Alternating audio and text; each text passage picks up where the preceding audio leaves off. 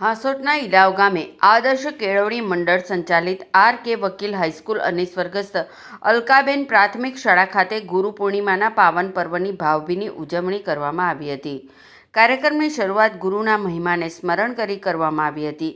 આ પ્રસંગે શાળાના વિદ્યાર્થીઓ દ્વારા વિવિધ સાંસ્કૃતિક કાર્યક્રમોનું આયોજન કરવામાં આવ્યું હતું, જેમાં વક્તૃત્વ સ્પર્ધા, ગીત, બાળકૃતિ સહિતની વિવિધ કૃતિઓ રજૂ કરી વિદ્યાર્થીઓએ પોતાની પ્રતિભાનું સુંદર પ્રદર્શન કર્યું હતું.